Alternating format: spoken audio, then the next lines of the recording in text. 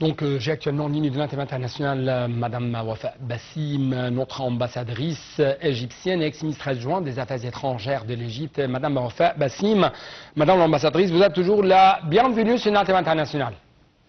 Merci beaucoup, bonsoir. Merci beaucoup pour cette intervention téléphonique et permettez-moi de vous poser cette déclaration.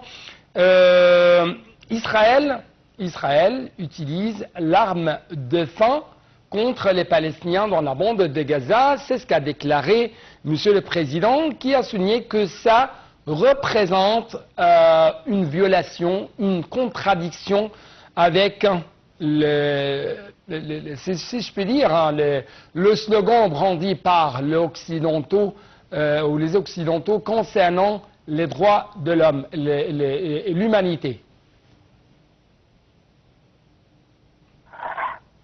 Je crois que le président El-Sisi, le président égyptien, comme il l'a fait depuis le début de la guerre à Gaza, bientôt il y a un an, dès le début, le président a bien précisé que chaque jour, la situation empire et chaque jour, il y a plus de violations de droits humains, des conventions de Genève en ce qui concerne les conflits armés, de toutes les régulations de la Croix-Rouge, de tous les travaux des organisations humanitaires, que ce soit des organisations onusiennes dépendantes de l'ONU ou d'autres qui venaient des organisations non gouvernementales, qu'elles soient internationales ou régionales. Et n'oublions pas ce qui est arrivé aux travailleurs de l'UNRWA, et non pas seulement eux, mais d'autres aussi de la Croix-Rouge, de la PNUD. Et nous voyons ces violations des droits humains augmenter de jour en jour. Ce n'est plus seulement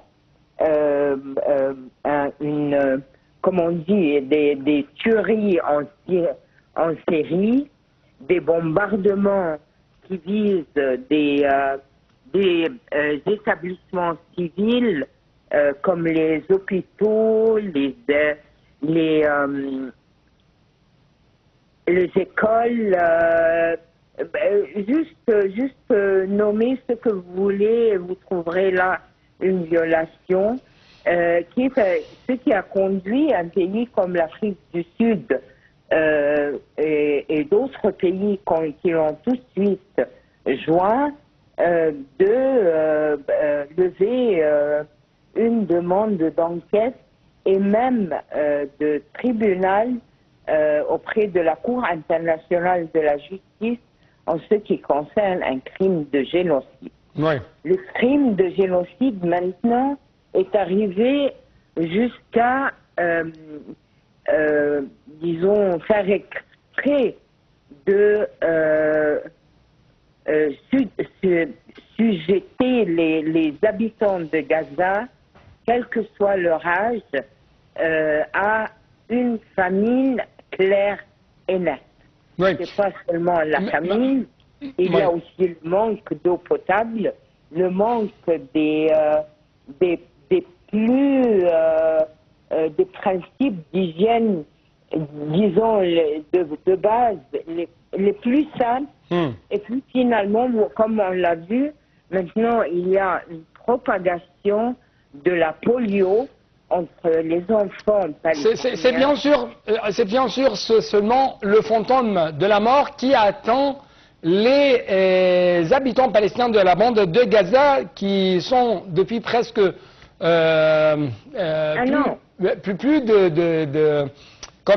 plus de 15 ans sous un blocus israélien, de l'occupation israélienne. Mais j'aimerais touché à un autre point très essentiel. C'est le vrai visage humain de l'Égypte présenté pendant les crises et les problèmes et les guerres qui frappent les autres pays voisins. Monsieur le Président a dit qu'il y a aujourd'hui 9 millions d'habitants, 9 millions des hôtes de l'Égypte qui sont des gens réfugiés, qui sont des gens qui se sont échappés de ces situations très tragiques qui frappent leur pays.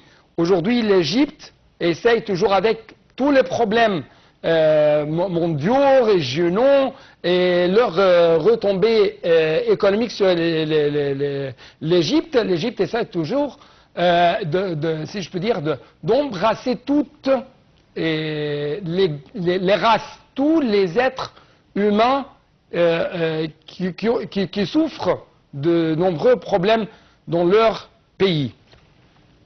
Vous avez bien raison, puisque le président avait bien averti de l'étendue du conflit dans d'autres parties du Moyen-Orient.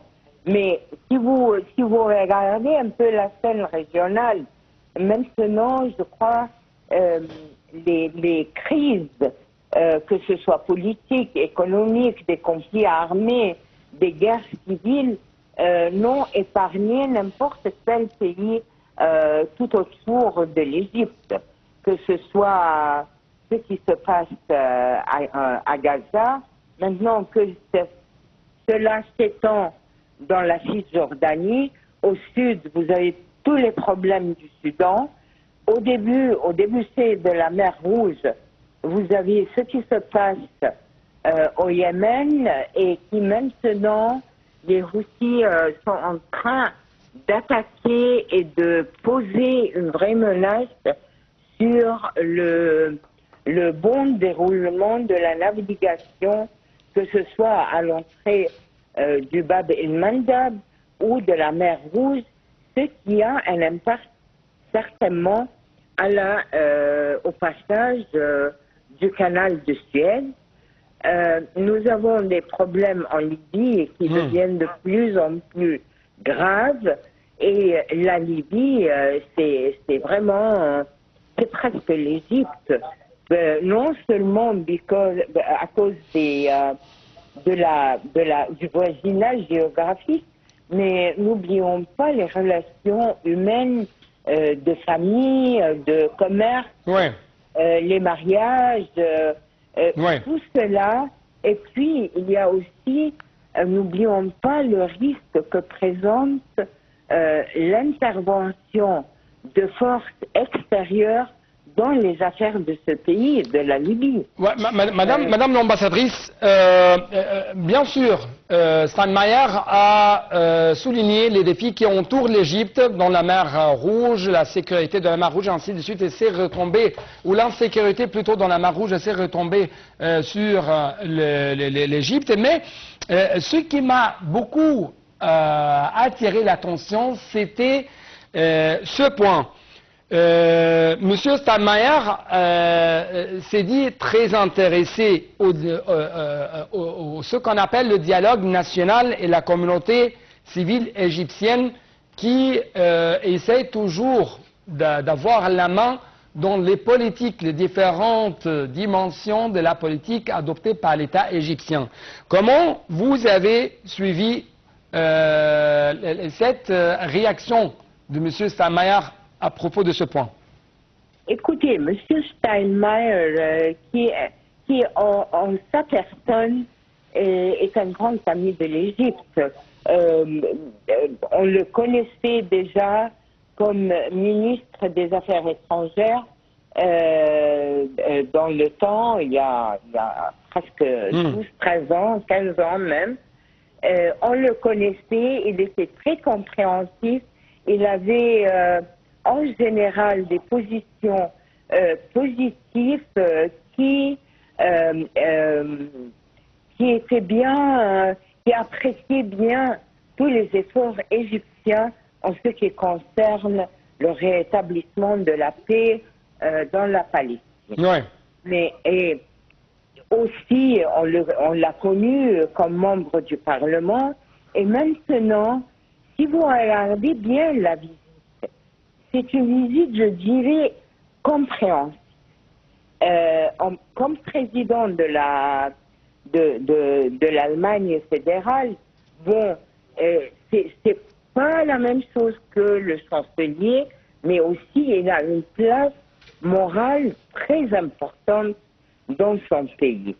Avec toute cette histoire derrière lui en ce qui concerne la région, il ne sera pas le premier ni le dernier d'essayer d'avoir des contacts à son propre gré avec la société civile égyptienne. Oui. Sous plusieurs nominatifs, ou culturels, ou social, ou savoir comment le dialogue national qui se passe depuis presque 2 ans sur tous les sujets, dans tous les domaines, quel est le fruit de cette expérience typiquement égyptienne. Oui. Et il ne sera pas d'ailleurs le dernier à essayer d'avoir ce contact-là en dehors des instances officielles. Oui. Par conséquent, l'Égypte n'a rien à cacher. L'Égypte a placé depuis bientôt 2 ans sa grande stratégie pour les droits humains.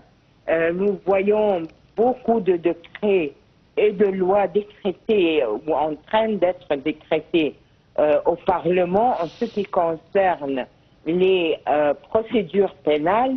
Nous voyons un grand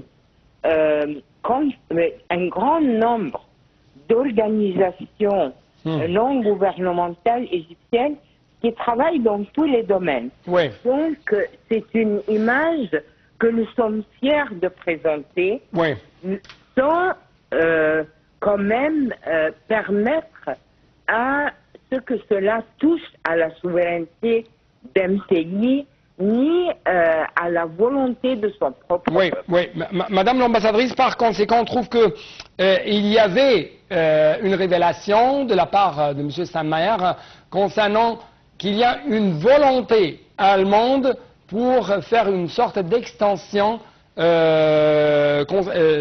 le domaine des activités économiques de grandes compagnies allemandes ici en Égypte. Et bien sûr, se trouvent actuellement en Égypte des centaines de compagnies allemandes travaillant dans le marché égyptien. Et à la lumière de ça, il y avait deux choses. C'est l'amélioration de la coopération égypto-allemande dans le domaine de l'enseignement supérieur, mais aussi la formation technique de ressources humaines pour arriver à profiter ou pour arriver à avoir des bénéfices pour les deux côtés, l'Égypte et l'Allemagne. Comment vous avez trouvé ça? C'est très bien, vous avez mentionné la première, je ne dirais pas preuve, mais le premier grand signe de coopération économique. Vous avez mentionné les centaines de compagnies allemandes qui opèrent en Égypte. La deuxième signification, regardez un peu la très grande délégation qui accompagne le président allemand, et vous verrez que cette délégation comprend un grand nombre d'hommes d'affaires, de personnes techniques, de technographes, d'ingénieurs. N'oublions pas aussi qu'il y a beaucoup d'Égyptiens qui travaillent en Égypte qui ont eu leur formation technique en Allemagne. Les relations dans l'éducation supérieure entre les deux pays n'est pas d'aujourd'hui, n'est pas une nouveauté. Il y a déjà presque 30 ans, nous avions de très grands projets avec le président Kohl dans le temps, qui a donné comme fruit je dirais des milliers, des centaines tout au moins, de grands techniciens égyptiens qui ont enrichi l'industrie égyptienne, mais qui étaient aussi très demandés dans les pays du voisinage pour porter leur expérience. De plus en plus, cette coopération économique, comme on dit, le nom du jeu aujourd'hui, c'est les intérêts économiques, les investissements, le commerce, qui sont très importants, qui sont un pilier très important dans les relations bilatérales et multilatérales de notre temps. Nous avons le domaine de l'énergie, nous avons l'infrastructure, nous avons quand même l'infrastructure, la nouvelle capitale administrative, mais Steinmeier va séjourner ici en Égypte pendant 2 jours, donc il y aura plus de temps, plus d'espace pour voir par ses propres yeux le progrès réalisé ici sur le terrain égyptien. Et j'apprécie personnellement, vraiment, je suis très touchée par le fait de l'intérêt que porte le président Steinmeier, d'ailleurs qu'il a toujours porté sur le côté culturel, héritage culturel, grande civilisation égyptienne. Et vous voyez bien que dans son programme, il y a la visite dans les bazars, il y a la visite dans le Caire islamique, il y a les visites aux pyramides.